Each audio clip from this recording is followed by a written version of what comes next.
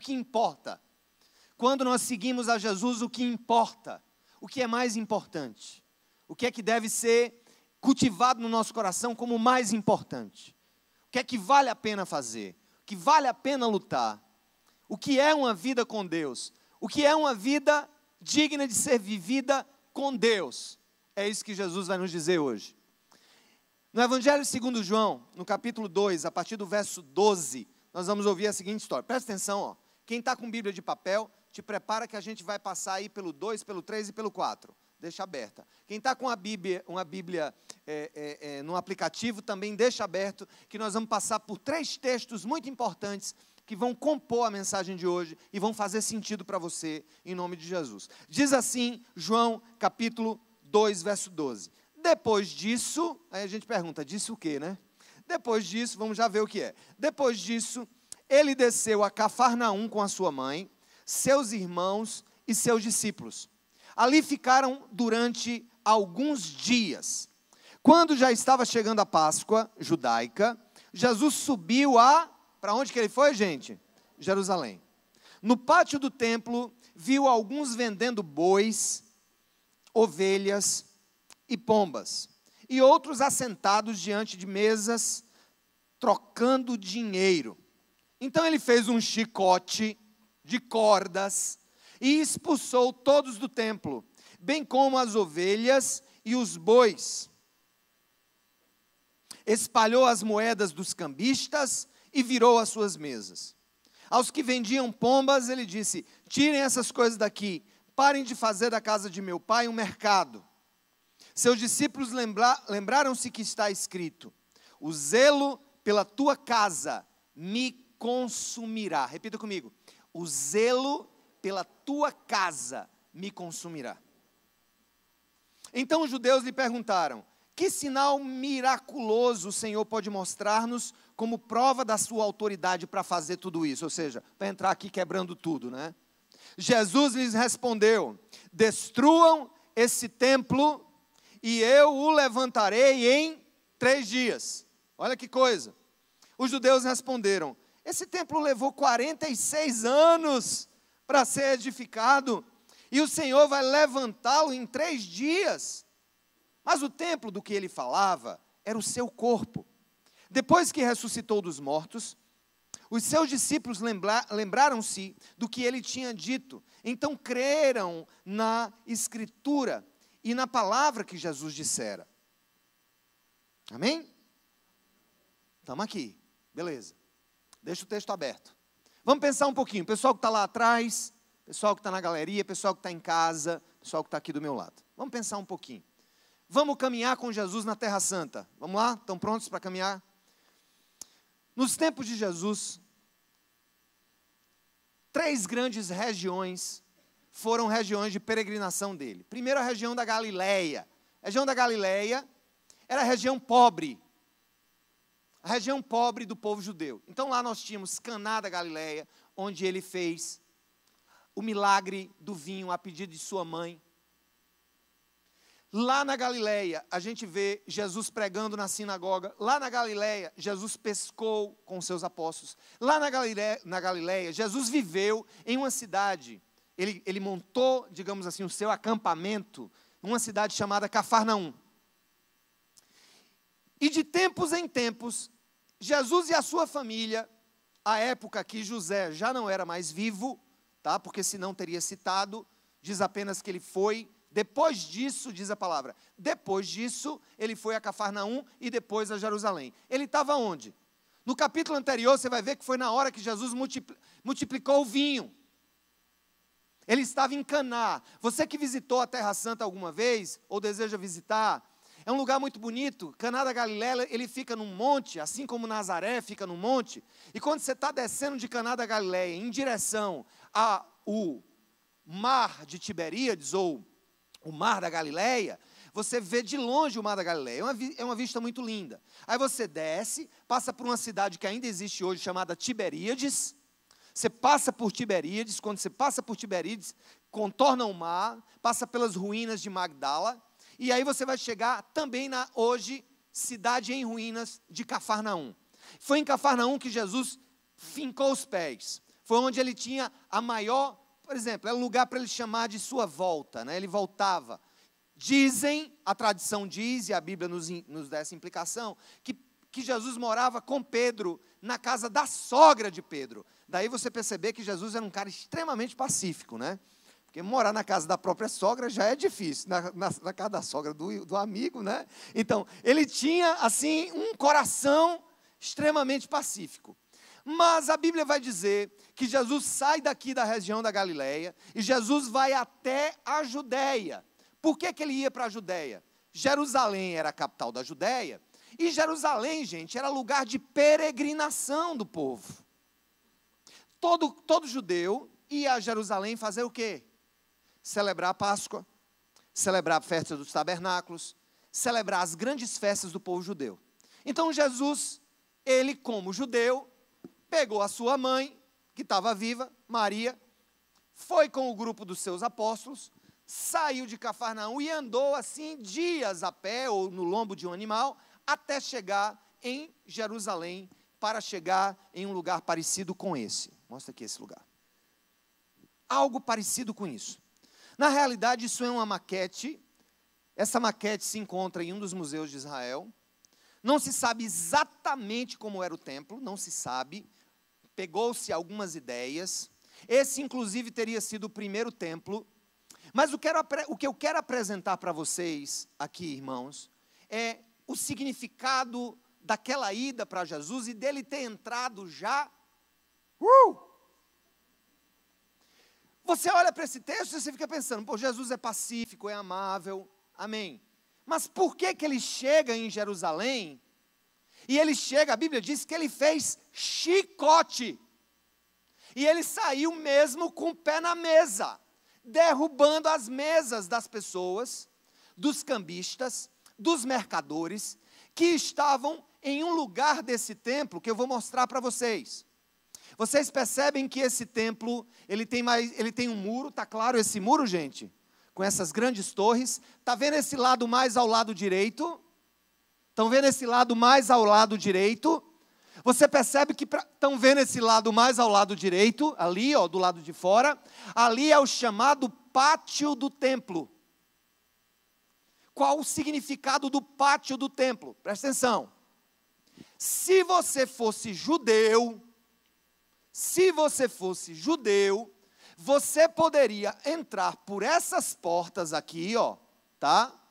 E vir para essa primeira câmara, que era chamada de átrio, o átrio, neste lugar aqui mais ou menos, ó, tá?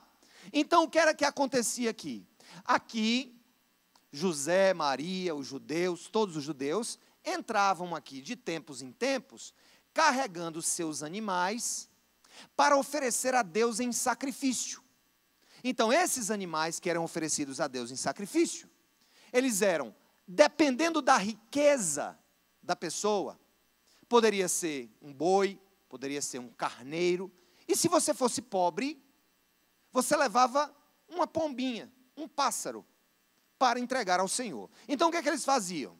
Eles faziam todas aquelas as cerimônias, né, de purificação e tudo mais, entravam, vinham para esse lado aqui mais interno, onde nesse átrio havia o oferecimento dos sacrifícios. Mas vocês estão percebendo que o templo mesmo está lá para trás? Está vendo aquela estrutura mais alta lá atrás, ali, gente? Todo mundo está vendo aquela estrutura mais alta? Sim ou não? Parece que vocês estão cansados. Escuta, ali naquele bendito lugar, só quem entrava naquele bendito outro lugar ali, eram os sacerdotes. Então, o judeu comum não entraria naquele outro lugar ali. E lá dentro daquele outro lugar, mais fechado, só para os sacerdotes, tinha um lugar mais ainda secreto, que só podia ser acessado uma vez no ano, e o único que podia entrar em uma outra câmara, ali dentro, era apenas o sacerdote dos sacerdotes, ou seja, o sumo sacerdote. Vamos pensar numa estrutura hoje. Vamos pensar numa estrutura episcopal, igreja católica, ou seja, digamos que os católicos em geral, eu estou apenas fazendo aqui para ajudar você a entender, depois eu vou falar da nossa denominação, tá? Então, os católicos em geral viriam para cá, os sacerdotes poderiam entrar ali, mas em um lugar ali chamado Santo dos Santos, só quem podia entrar seria o Papa, digamos assim. Uma vez por ano, para oferecer um sacrifício pelo povo inteiro. Se fosse na denominação batista, né? Que a gente não tem tantas estruturas, mas os comuns estariam ali, lá dentro estariam, por exemplo, nessa igreja, eu, pastor Josemar, pastor Daniel, e lá dentro, naquele outro lugar, só eu.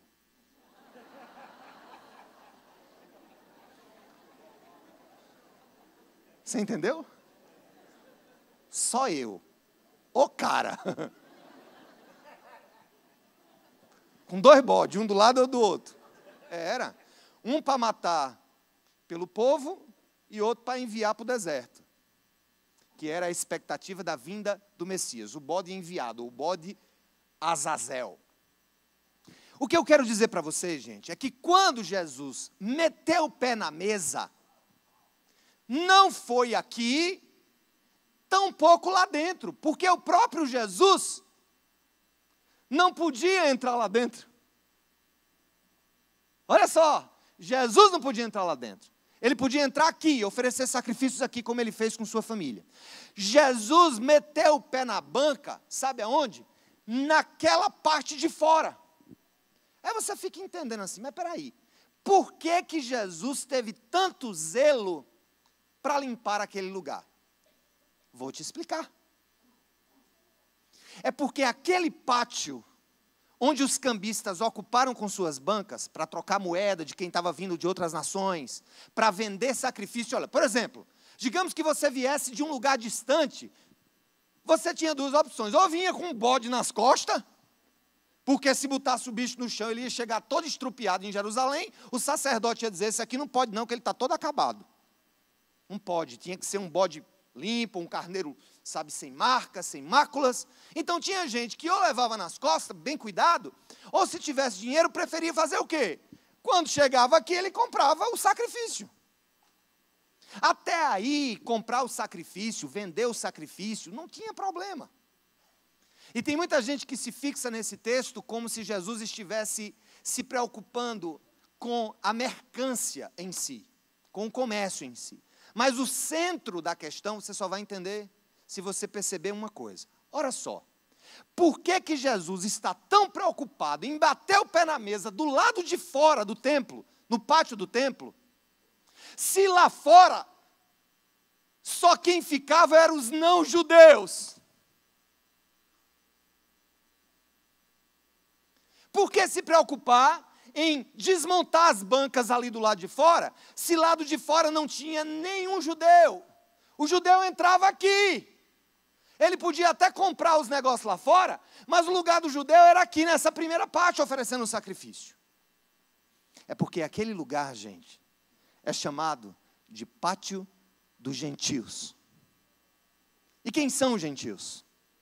Essa é a chave de interpretação desse texto, que nos vai levar agora para o fim dessa mensagem. Quem são os gentios? Os gentios são os que não eram judeus.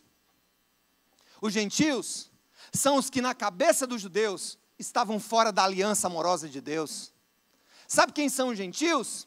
São aqueles que, não tendo acesso ao templo, ainda assim, por temor ao Deus de Israel, eles queriam de alguma maneira cultuar a Deus, nem que fosse do lado de fora do templo. E o que é que acontece então? Olhem para mim. Se Deus separa no seu propósito o pátio dos gentios, o pátio dos distantes, o pátio dos proscritos, o pátio daqueles que não são daquele povo, o pátio daqueles que vieram de outras nações, o pátio para os bandidos, para as prostitutas, o pátio para aqueles que estavam longe da religião.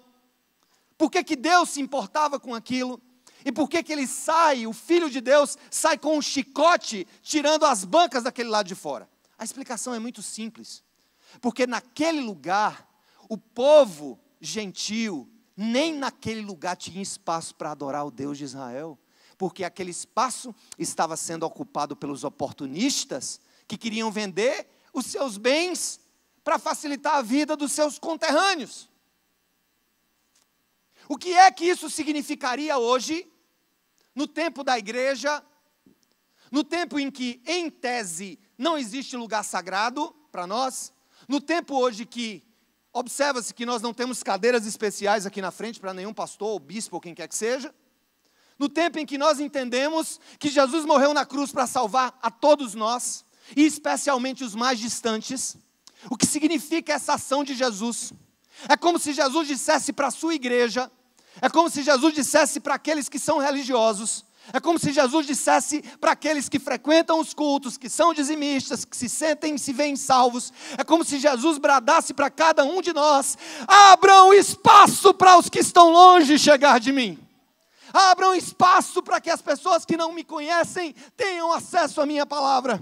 Abram espaço para que aqueles que estão mais longe, mais distante, sem esperança, sem nenhuma expectativa da graça, possa se aproximar de mim. A ira de Jesus com aqueles mercadores é porque eles, ocupando o pátio do templo, impediam que outras pessoas que não eram judeus viessem a conhecer ao Deus da Bíblia. E quantas vezes nós mesmos cristãos não impedimos outros de conhecerem a Deus por causa da nossa religiosidade, porque ocupamos espaços que poderiam ser abertos para os outros. É como se Jesus estivesse dizendo assim para a sua igreja: meus filhos, abram espaço, há muito mais gente que eu quero que me conheça, gente que talvez você não goste, gente que talvez você não queira sentar perto, gente que talvez para você não valha nada, mas eu morri por elas. A mensagem de Jesus para a igreja hoje é: abram espaço para o meu povo. Entenderam? Não é a preocupação de Cristo, era que aqueles que não eram da religião judaica estavam sendo preteridos de adorar a Deus. Gente, eu vou dizer uma coisa para vocês. Essa coisa do pátio do templo, essa coisa desse pátio foi tão importante no início da igreja. O que é que aconteceu no início da igreja? Jesus morre, ressuscita, sobe aos céus, derrama o Espírito Santo no dia de Pentecostes, e ali ele forma a sua igreja, o seu povo. Se você abrir o livro de Atos dos Apóstolos, apegando-se o mendigo a Pedro e João, todo o povo ficou maravilhado e correu até eles, ao lugar chamado Pórtico de Salomão. É exatamente depois do Pórtico de Salomão que começava o pátio dos gentios. Vendo isso, Pedro lhes disse: israelitas, por que isso surpreende? Por que vocês estão olhando para nós como se tivéssemos feito esse homem andar por nosso próprio poder ou piedade? O Deus de Abraão, de Isaque e de Jacó, o Deus dos nossos antepassados, glorificou seu servo Jesus, a quem vocês entregaram para ser morto e negaram publicamente o santo e justo e pediram que lhes fosse libertado um assassino. Nós vamos ver, gente, que nessa sequência de pregações que acontecem exatamente no pátio do templo, muitas pessoas se converteram exatamente naquele lugar. É como se Jesus tivesse limpado aquele pátio do templo com seus chicotes, tivesse ido contra o status quo, ele tivesse ido contra a religião que oprime aqueles que não conhecem a Deus, como se ele fosse contra eles e os tirasse dali, limpando o lugar. Porque você sabe onde é que se reuniam os primeiros cristãos? Eles não tinham lugares grandes como esse que nós temos aqui. Eles se reuniam de casa em casa. Até porque os primeiros cristãos eram uma mistura de judeus convertidos a Cristo, gentios convertidos a Cristo, samaritanos convertidos a Cristo. Onde é que eles se reuniam? Eles se reuniam no pátio do templo. Eles iam pegar e pescar vidas no pátio do templo. Mas o pátio do templo é fora do templo. E o que é que isso significa para nós? Nós, como igreja de Jesus, que quer seguir os passos do Mestre, nós temos que ir para fora dos lugares que nós elegemos como templo e entender que a nossa vida cristã não se vive na intensidade dentro desse lugar, mas fora desse lugar. Hoje de manhã, antes de entrar na capela, antes de pregar na capela, nas 10h30, estávamos com o pastor convidado. Eu desci à casa do oleiro, não tinha ido ainda, adoeci nessa quinta que passou a outra, com a virose muito complicada e não consegui praticamente ir. E fui nessa manhã, cheguei lá, vi aquelas vidas preciosas que foram coletadas das ruas, não como lixo, mas como pérolas no meio do lixo. Nós fomos na rua. Nós fomos buscar na rua. Igreja, no próprio sentido da palavra grega, eclesia. Eclesia significa aqueles que são chamados para fora. Esse movimento dominical, ele é lindo, ele é maravilhoso. Ele enche, as cadeiras ficam lotadas, a gente fica feliz, a gente ouve boa música, mas o lugar da igreja não é no templo, mas é no pátio do templo. E o pátio do templo são as ruas da cidade, são os hospitais da cidade, são as universidades da cidade, são as ruas sem saída da cidade. Esse é o nosso lugar. A indignação de Jesus era exatamente essa, como se dissesse hoje para nós: abram espaço para os que estão longe, se aproximem de mim. Hoje um daqueles homens deu um testemunho que nos emocionou e nos colocou todos para chorar. Primeiro ele queria me conhecer, porque ele tinha ganho meu livro, Gloriosas Ruínas, está sendo utilizado lá como base para os 21 dias. E eu cheguei de manhã lá: oi gente, tudo bem? Eu sou o Sérgio Queiroz. Tal. Aí um deles se levantou: pastor Sérgio, eu queria tanto lhe conhecer. Aí me deu um abraço.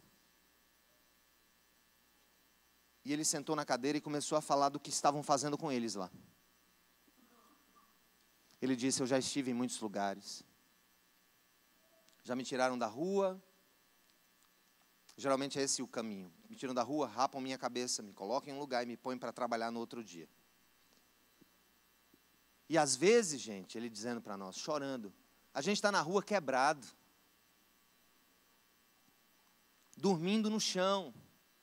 Às vezes a gente está subnutrido, não temos nem condição de fazer nada. Outra vez eu estava com fome, cheguei em frente ao Tribunal de Justiça de João Pessoa, me aproximei de um homem de paletó e gravata. Quando eu me aproximei e pedi que ele comprasse para mim um prato de comida, ele começou a gritar comigo. E quando eu pedi desculpas a ele por tê-lo abordado, ele gritou mais ainda comigo. As pessoas nos veem como lixo. As pessoas nos veem como malvados. Muitos fazem várias caricaturas ao nosso respeito, que moramos na rua. Jesus era exímio em ouvir histórias das pessoas, não só contar histórias. Ele chegava para as pessoas e dizia: o que queres que eu te faça? Conte-me a sua história, em outras palavras. Me diga onde dói, o que está acontecendo. Com aquela palavra que ele disse, eu olhei para o grupo e disse: gente, talvez vocês nunca tenham visto, ou em sonho, ou em visão, ou em um som audível, a presença clara de Deus do seu lado. Talvez vocês nunca tenham visto uma manifestação sobrenatural de Deus no meio de vocês. Mas eu quero dizer uma coisa: essas pessoas que estão aqui cuidando de vocês nesses dias, elas querem ser na vida de vocês as mãos, a boca, o abraço e o conselho do próprio Deus. E aquele cara, depois que eu disse isso, ele disse: o que mais me impressionou aqui é que na hora do almoço, de repente eu me vi sentando na mesma mesa com um médico, com psicólogos que estão aqui comendo comigo na mesma mesa, a mesma comida.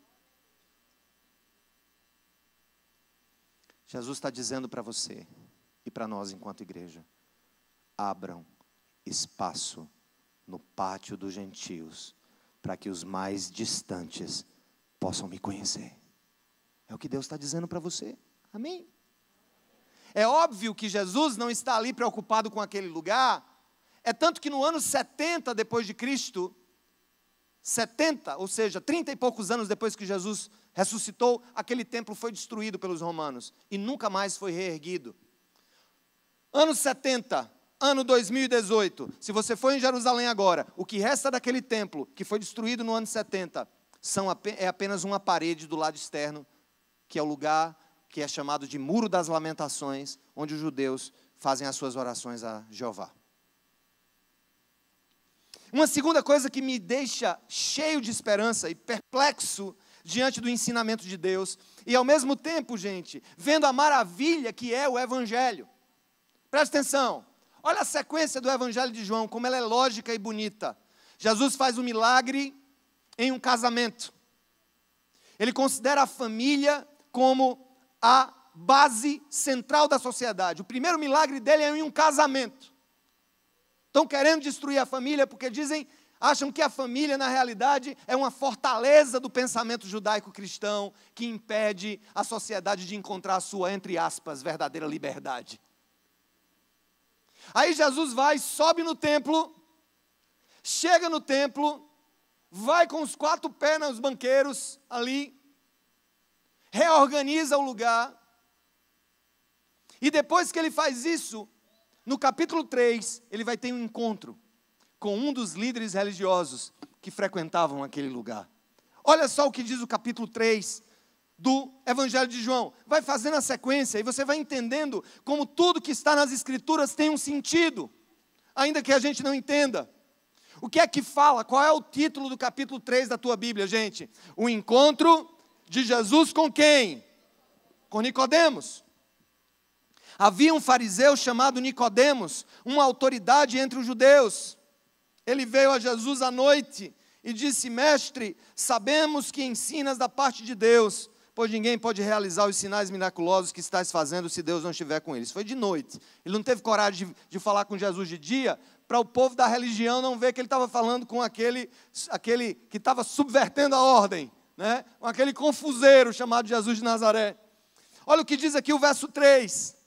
Em resposta, Jesus declarou: digo-lhe a verdade, ninguém pode ver o reino de Deus se não nascer de novo. Perguntou Nicodemos: como alguém pode nascer sendo velho? É claro que não pode entrar pela segunda vez no ventre da sua mãe e renascer, embora tenha muita mãe que queira, né? Tem mãe que diz: meu filho, volte para a minha barriga. Diga não, hein? Você, mãe, que nunca teve essa vontade. Especialmente quando os filhos estão crescendo. Como era bom, volta para a minha barriga. Aí Nicodemos disse: olha, eu não tenho como voltar para a barriga da minha mãe. Respondeu Jesus, verso 5, capítulo 3, verso 5. Digo-lhes a verdade, ninguém pode entrar no reino de Deus se não nascer da água e do Espírito. O que nasce da carne é carne, mas o que nasce do Espírito é Espírito. Jesus agora vai dizer uma coisa para aquele homem. Na realidade, joga aí de novo a foto do templo. É como se Jesus dissesse assim: não é o entrar dentro desse templo, não é o entrar dentro desse lugar, e ele está falando para um religioso, não é o entrar para além das paredes desse templo que te faz entrar no reino dos céus, que te faz ser salvo, que te faz ser uma nova vida. Por quê? Porque quem nasce da carne continua sendo carne, ou com estola de sacerdote, ou com Bíblia debaixo do braço, ou como membro de uma igreja. Se você não é nascido do Espírito, Nicodemos, você não pode ver o reino de Deus, você não pode fazer parte do reino de Deus. E eu agora me dirijo a vocês para dizer algo muito sério para as vossas vidas, porque sério é esse texto. Não pensem que o fato de vocês frequentarem uma igreja significa que vocês são parte do reino dos céus.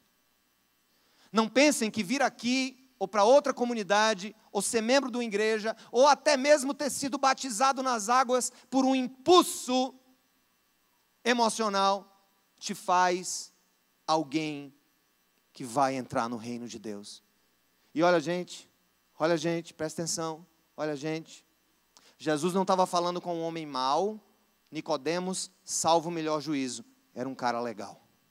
Jesus não estava falando com alguém que não conhecia a Bíblia, Nicodemos era um cara que conhecia as Escrituras até então reveladas.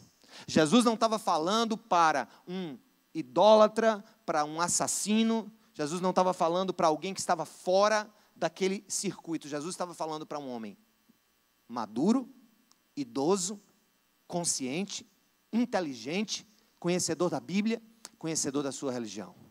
E Jesus olha para esse homem e diz: Nicodemos, você tem que nascer de novo, meu filho. E ele começa agora com uma agonia no coração: como é que eu vou nascer de novo, voltar para o ventre da minha velhinha, que nem mais está aqui? Como é que eu vou fazer isso, Senhor? Alguns até pegam esse texto para sustentar a ideia da reencarnação. Se tivesse ideia de reencarnação nesse texto, Jesus teria dito: pois é, quando você nascer de novo na outra vida, aí você vai entrar no reino do céu quando você melhorar os seus jeitos.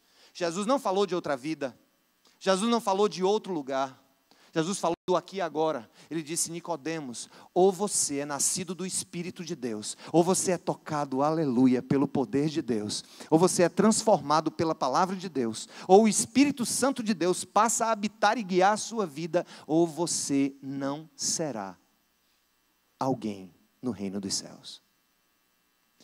Olha só que há um processo. Gente, eu vim perceber isso essa semana, e eu quero compartilhar com vocês. João 2, 3 e 4, como nós vamos ver daqui a pouco, é um processo passo a passo de desconstrução dos chamados espaços sagrados e dos chamados espaços religiosos.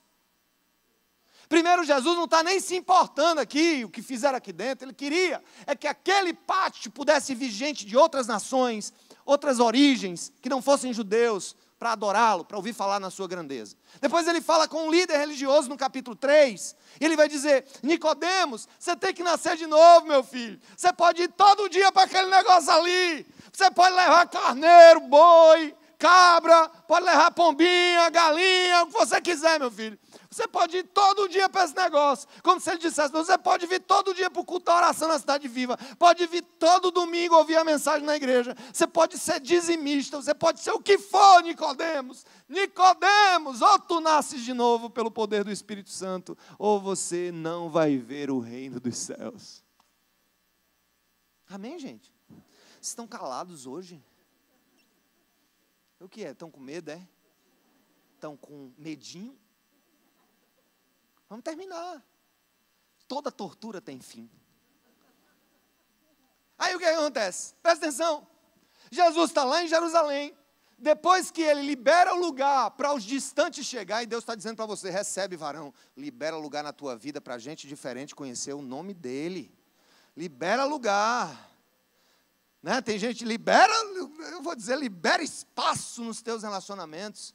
Libera espaço na tua vida, para que os que estão longe conheçam o Senhor, para que eles saibam que são aceitos na presença do Senhor.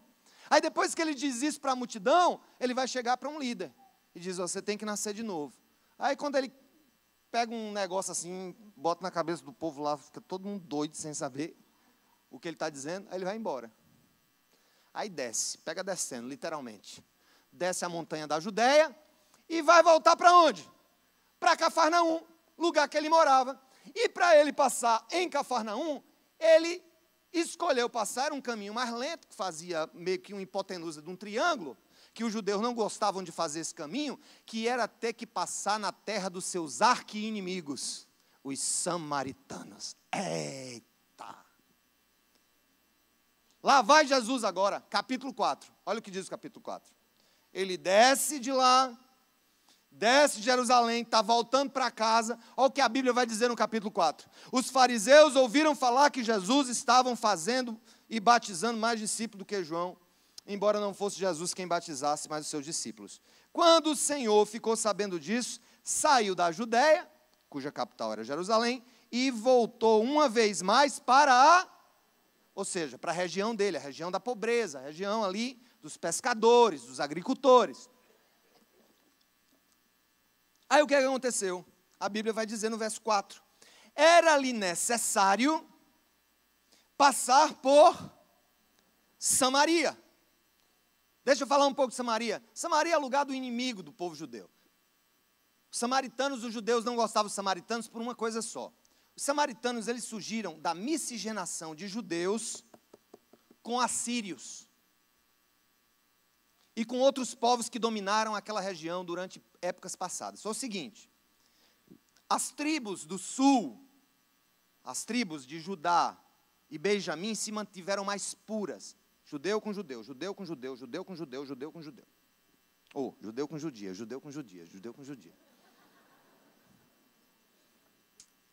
Aí, o reino do norte foi dominado primeiro pelos assírios. Havia 10 tribos no reino do norte. Dentre elas, Zebulon, Itzacar, Naftali e todas aquelas outras tribos. Então, quando eles foram dominados pelo Império Assírio, houve uma miscigenação posterior de judeu casando com pagão, judeu casando com gentio, digamos assim, né? Judeu casando com gentio. Então, o judeu olhava para o samaritano como um povo impuro, porque eles nem eram judeus e nem eram gentios. Eles eram mistura de judeu com gentio. Então havia uma briga grande entre judeus e samaritanos. Eles não se davam bem. Mas ainda, a briga se amplificou quando, na divisão do Reino do Sul com o Reino do Norte, removeram o povo do Reino do Norte, cuja capital era Samaria, Reino do Sul, capital Jerusalém. Reino do Norte, capital Samaria. O pessoal de Samaria resolveu eleger um outro monte lá, um monte chamado Monte Gerizim, e estabeleceram que era no Monte Gerizim o lugar onde o lugar sagrado da adoração a Deus.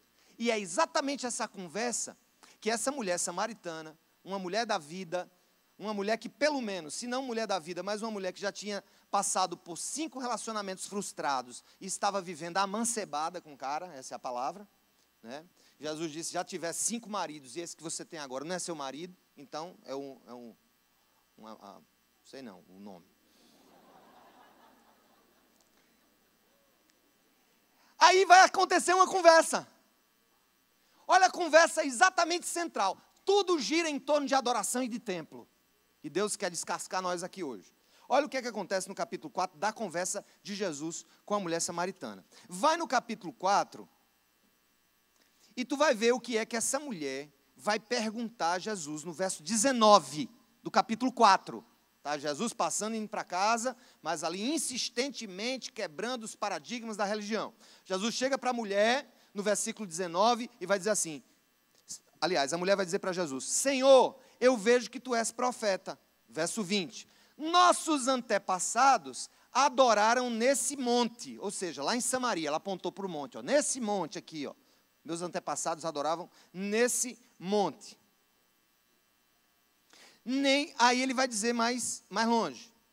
Mas vocês, judeus, dizem que Jerusalém, que também é no monte, né, é o lugar onde se deve adorar.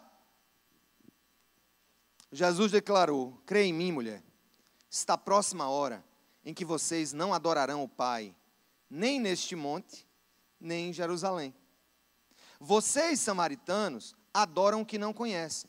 Nós adoramos o que conhecemos, pois a salvação vem dos judeus. No entanto, aí ele vai colocar um no entanto aqui em caixa alta. No entanto, está chegando a hora, e de fato já chegou, mulher, em que os verdadeiros adoradores adorarão o Pai em espírito e em verdade.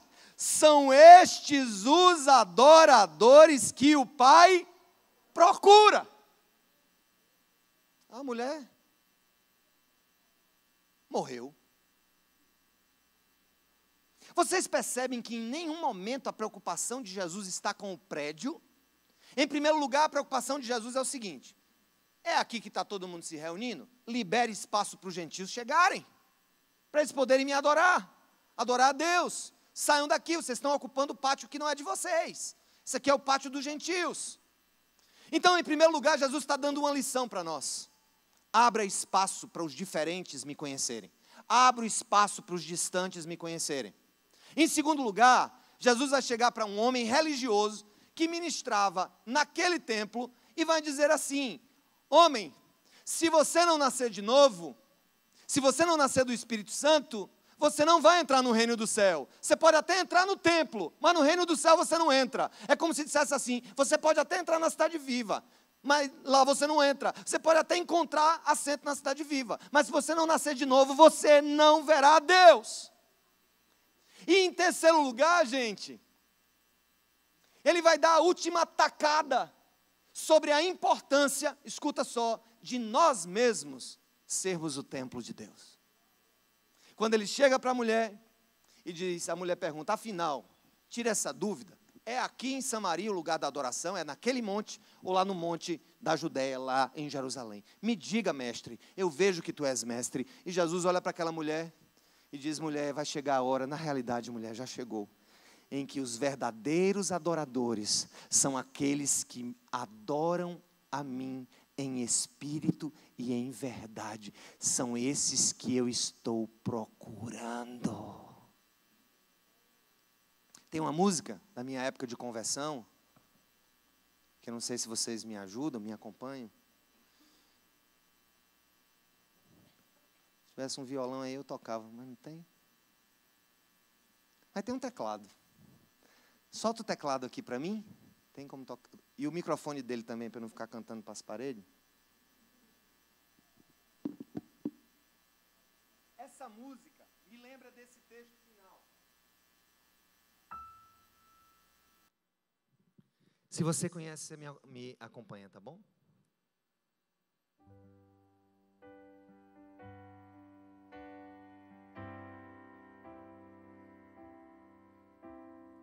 Pai, sei que os teus olhos estão sobre a terra a procurar alguém que te adore em espírito,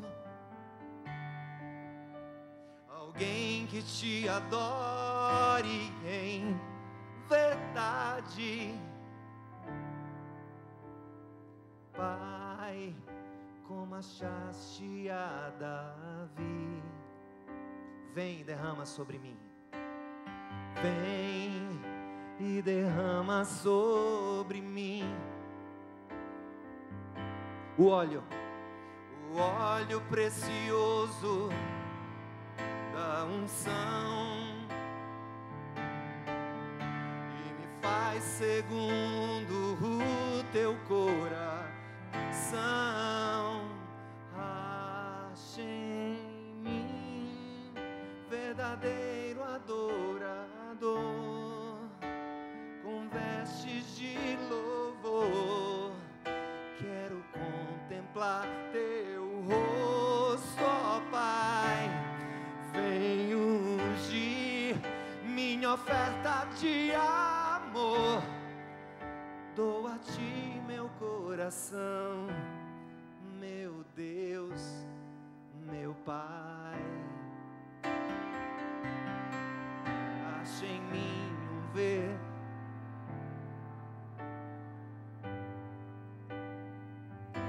Mais uma vez. Pai, sei que os teus olhos estão sobre a terra a procurar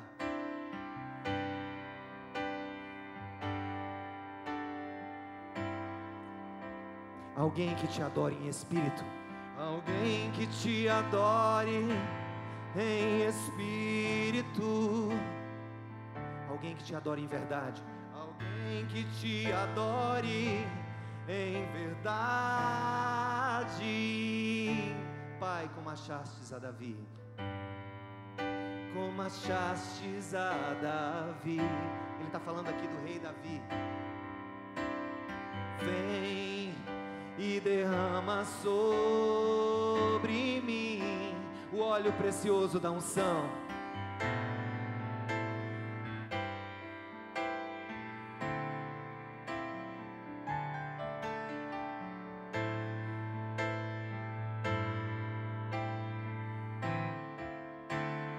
Ache em mim verdadeiro adorador, com com vestes de louvor, quero contemplar.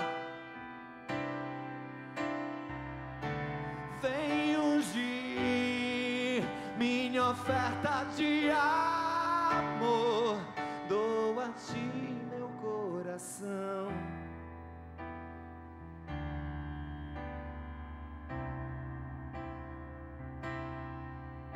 Acho em mim um verdadeiro adorador.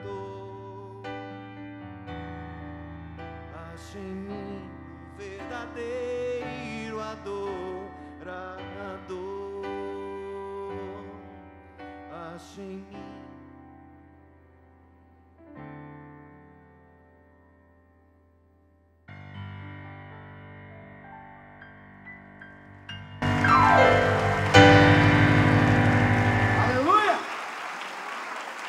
Louvado seja o nome do Senhor. O que Jesus constrói aqui para nós como aula de discípulos, ou aula para discípulos, primeiro, abre espaço para pessoas diferentes, abre espaço para pessoas difíceis. A igreja do Senhor deve abrir espaço para os mais distantes, deve ser lugar seguro para o dependente químico que está querendo se livrar, para aquele que está lutando contra a prostituição, para aquele que está lutando contra a pornografia. Abra um espaço. Segundo, não importam onde vocês estão, não importa onde vocês estão, se vocês não nascerem de novo, vocês não vão entrar no reino dos céus. E para nascer de novo, você tem que ser nascido do Espírito. E finalmente o Senhor vai nos ensinar, agora no capítulo 4 do mesmo Evangelho. O Pai está procurando na terra verdadeiros adoradores e adoradoras. Que adorem aqui, que adorem em casa, que adorem no parlamento, que adorem na farmácia, que adorem na rua, que adorem na favela, que adorem no trânsito, que adorem no táxi, que adorem se estiverem no poder, adorem se estiverem serviçais, que adorem se estiverem doentes, que adorem se estiverem bons e sãos, que adorem se estiverem felizes, que adorem se estiverem tristes. O Pai procura os seus verdadeiros adoradores, naqueles que o adoram em espírito e em verdade. Aleluia, aleluia, aleluia! Glórias ao nome do Senhor. É esse Jesus que nós somos convidados a seguir. O Jesus que se abre para os outros, para as multidões, para os que estão distantes. O Jesus que está muito mais preocupado com o nosso nascer de novo do que com os nossos atos de religião. E terceiro, o Jesus que não está nem aí quando você diz: agora eu me levanto, deixo a igreja, deixo o templo e vou viver a minha vida. Eu quero dizer uma coisa: o culto acaba daqui a pouco, o templo se levanta. Entenderam? O culto acaba daqui a pouco, o templo se levanta e vai ser igreja de Deus nos quatro cantos da terra. Ao Senhor seja honra, glória, louvor e adoração pelos séculos dos séculos. Amém, amém, amém.